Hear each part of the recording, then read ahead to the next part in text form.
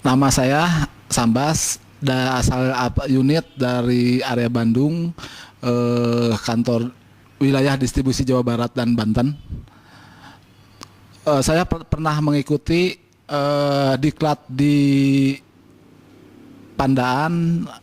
Diklat yang saya ikuti adalah Repas, rekon energinya selama 3 bulan. 3 bulan itu in-house training, in class dan out class ya, di luar, outdoor. Terus pada saat itu saya dapat juga tugas action learningnya selama kurang lebih 2 bulan lebih.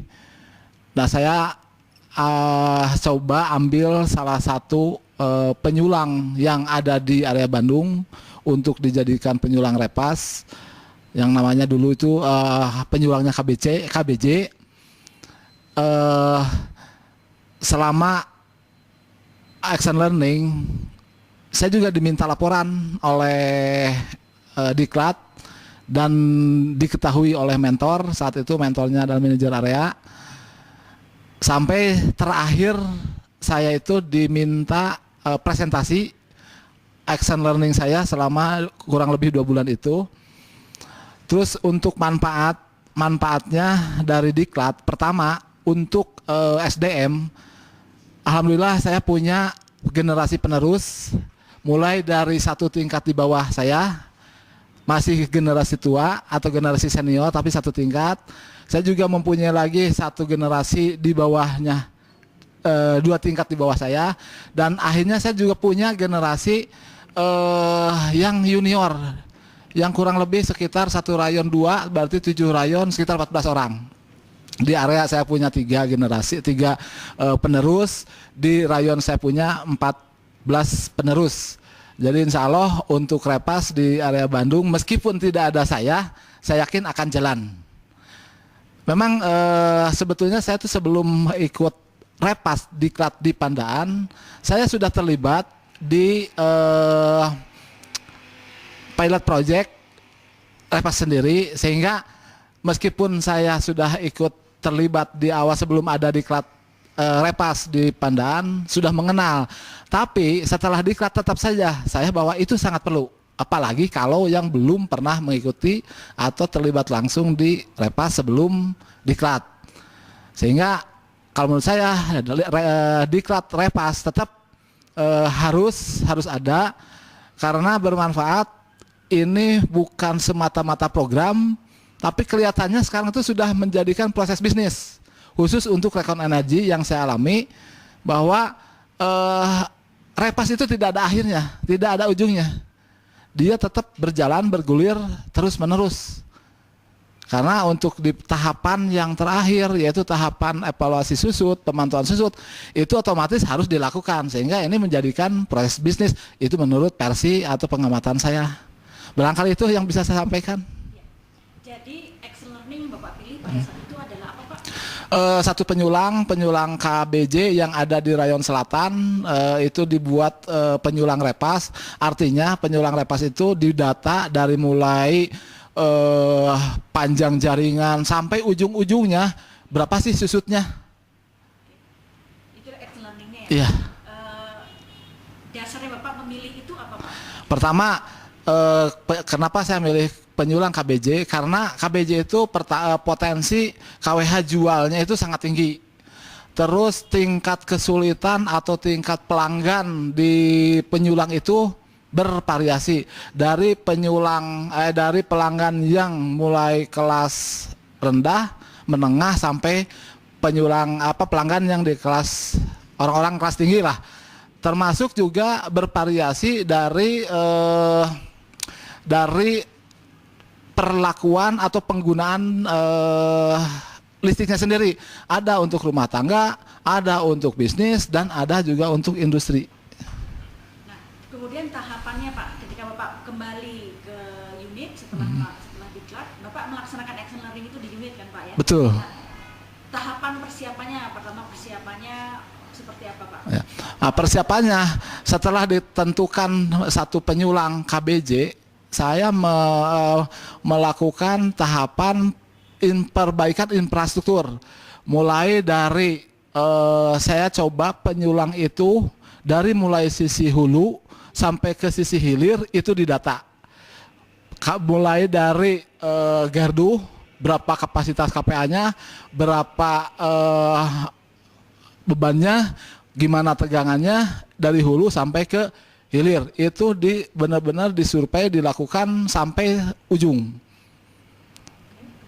Nah, kemudian untuk mengetahui atau mempetakan gardu-gardu itu, kalau yang memang gardunya ada meter, istilahnya meter gardu, untuk mendeteksi berapa yang disalurkan ke pelanggan dan berapa yang diukur di gardu, itu dari yang kalau ada yang belum dipasang, dipasang. Kalau yang sudah terpasang itu ternyata ada kegagalan atau kelainan alat ukurnya, itu dibenarkan dulu. Barulah dihitung posisi awal sebelum direpas, susutnya seperti apa, dan nanti setelah perbaikan, setelah adanya pemetaan, dihitung ulang susutnya seperti apa. Ya, pada saat melakukan itu berarti Bapak juga melakukan training atau pelatihan kepada tadi teman-teman di bawah Bapak ya Pak? Betul, Ya. karena repas tidak bisa jalan sendiri. Meskipun saya sudah didiklat, tetap untuk action learning-nya perlu bantuan teman-teman lain. Misalkan untuk indexing pelanggan. Jadi saya coba menggunakan teman-teman BIMAK atau biller, pembaca meter. Tidak menggunakan vendor atau orang khusus. Dia orang yang biasa baca tiap bulan untuk indexing pelanggannya. Lantas untuk pengukuran gardu, pengecekan MDI, itu saya menggunakan teman-teman P2TL yang ada di area Bandung. Jadi tidak menggunakan teman-teman P2TL yang dikelola oleh vendor, tapi ini menggunakan teman-teman P2TL pegawai. Jadi kesimpulannya bahwa memang ini harus kerjasama tim, tidak bisa kerja individu. Yang pada saat itu Bapak menularkan ilmu yang diperoleh pada saat diklat pada teman-teman yang lain. Betul. Kebetulan di area Bandung setiap hari Selasa dilakukan semacam sidang repas. Artinya sidang repas itu membahas langkah apa yang sudah dikerjakan dan mau mengerjakan apa dari mulai sidang repas itu ke depan. Di samping evaluasi yang sudah dikerjakan di belakang. Nah, sehingga apa-apa yang didapat dari diklat, saya coba tularkan juga ke teman-teman pada saat yang ikut sidang repas. Nah, kendala atau hambatan yang dialami selama pelaksanaan action learning kemarin apa Pak? Kalau kendala, ya satu yang kendala itu adalah pada saat pelaksanaan indexing pelanggan, karena itu memerlukan waktu, memerlukan kejelian, karena kondisi di lapangan ternyata apalagi di kota tiangnya ketemu, tapi pelanggannya ketemu, tapi tiangnya nggak ketemu. Ini dapatnya dari mana? Karena terhalang oleh gedung-gedung yang tinggi, sehingga itu perlu kalau menurut orang itu jangan bosan, ini harus ditelusuri arahnya dari mana gitu, atau dapat dari tiang mana gitu. Jadi kendalanya ya cuma satu, yaitu pada saat indexing. Terus kendala lagi setelah indexing, yaitu pada saat penghitungan susut pada tahap ke-4 atau kelima. karena sistem di area Bandung sistemnya adalah ring ya, ring sehingga sering manuver. Nah, satu yang belum terpasang itu adalah KWH Exim untuk menghitung susut apabila pada saat ada manuver dari penyulang lain. Itu PR buat teman-teman di area Bandung, bahwa sampai saat ini Eximnya belum terpasang 100%. Nah, mungkin muncul pertanyaan, kenapa belum terpasang 100%? Toh anggaran ada. Betul. Kondisi di lapangan di area Bandung karena sistemnya ring dan kabel, space di gardunya memang tidak memungkinkan untuk dipasang tambahan semacam kubikel, karena sudah istilahnya tidak ada lagi ruang atau space untuk tambahan gitu. Itu yang jadi kendala untuk sementara. Peran mentor Bapak di unit manajer area ya Pak? Iya, betul. Nah, yang Bapak rasakan pada saat itu bagaimana Pak? Jujur tanpa mentor juga mungkin saya bisa saja melakukan yang keliru. Karena banyak arahan dari beliau, khususnya manajer area Bandung Pak Wan saat itu, beliau banyak mengarahkan kalau ada kendala saya lapor, mereka ngasih solusi. Jadi memberikan solusi-solusi. Betul. Nah, kemudian Pak, hasilnya dari action learning yang sudah Bapak lakukan itu bagaimana Pak? Hasil dari kegiatan action learning untuk sampai saat ini, susut untuk penyulang KBJ itu setelah dilakukan perbaikan itu ya sekarang menjadi turun.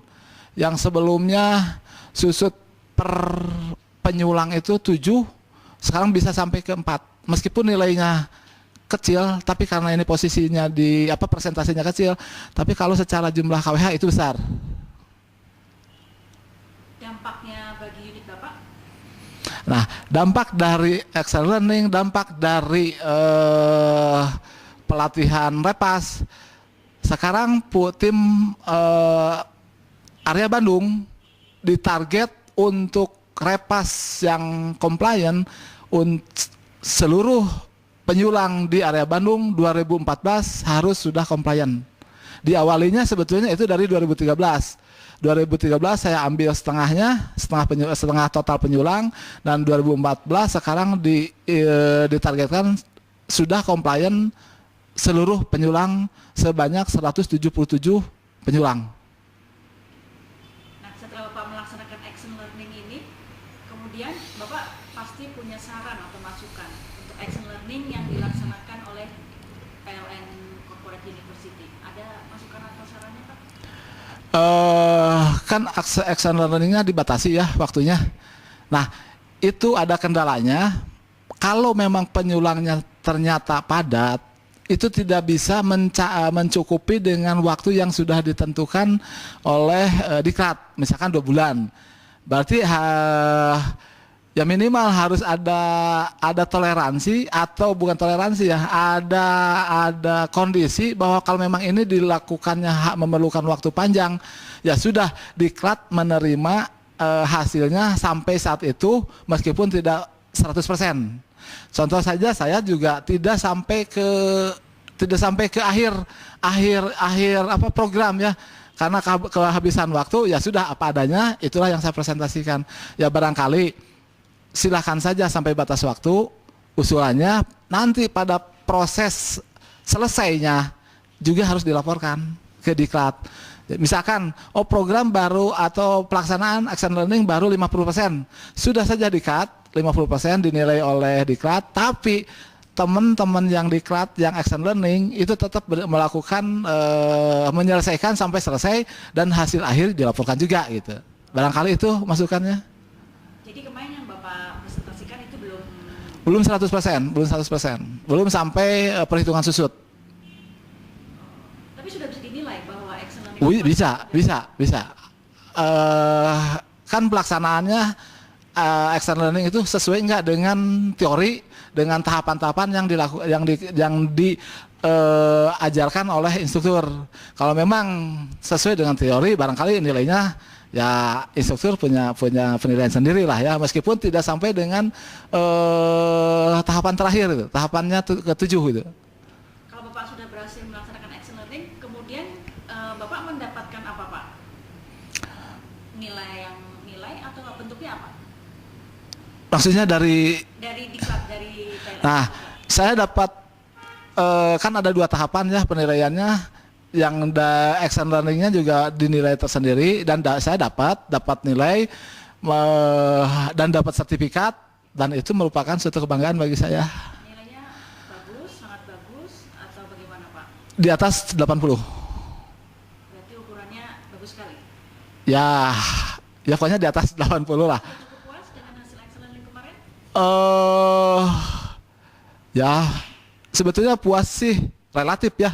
Puas dan tidak puas itu relatif, tapi kalau dipandang dari pribadi mungkin saya cukup puas. Harapannya untuk PLN Corporate University untuk tahun-tahun berikutnya Pak? Ya harapannya agar tetap bisa eksis, bisa melakukan apa-apa yang sudah diprogramkan sejak awalnya berdiri. Barangkali itu. Itu saja Pak, ada lagi Ya. yang mau disampaikan sehubungan dengan action learning kemarin yang belum saya tanyakan? Saya dapat info lagi kemarin, ada staf saya yang ikut repas. Sekarang itu action learning-nya ada, tapi penilaian tidak sistem presentasi, tapi sistem laporan. Nah, barangkali itu juga bisa membantu, tapi bagus juga. Tapi kalau bisa ya ada semacam presentasinya lah, biar kan tahu kalau yang namanya presentasi itu apakah dia terlibat langsung atau cuma bikinan orang. Beda dengan laporan. Kalau laporan kan sifatnya, apalagi laporannya melalui email, si instruktur itu ini benar nggak laporannya itu. Makanya kalau menurut saya masukannya agar setiap peserta yang action learning sebaiknya dilibatkan untuk presentasi, biar kelihatan oh ini memang dia terlibat langsung gitu. Ada lagi Pak? Untuk sementara cukup. Terima kasih banyak ya Pak. Terima kasih. Mohon maaf apabila ada kata-kata yang kurang pas atau menyinggung seseorang, tidak mau bermaksud ke arah sana. Itu karena memang keterbatasan saya. Terima kasih. PLN Korpo Excellent.